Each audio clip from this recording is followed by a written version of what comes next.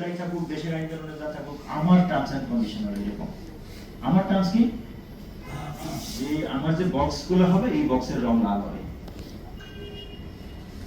ওইটা আপনি সবুজ পাঠাচ্ছেন, ওইটা একটা ডিস্ট্রিবিউশন।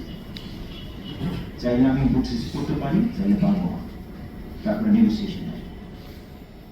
এলসিটা এরকমই হয়, অর্থাৎ যেভাবে হওয়ার কথা ওইভাবেই হইতে হবে।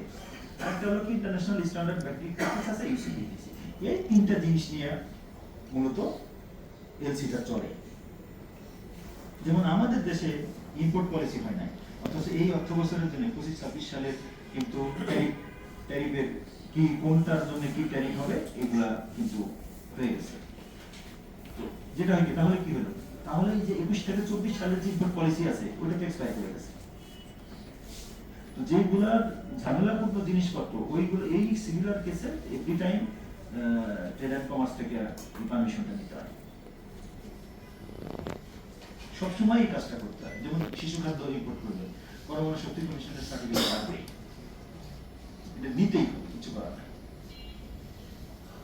যেমন এক্সক্লুসিভ হলে যে দেশ থেকে এক্সক্লুসিভটা আসতেছে ওই দেশের পরমাণু শক্তি কমিশন কিংবা রিলেটেড বডি যেটা আছে তার সার্টিফিকেশন লাগবে।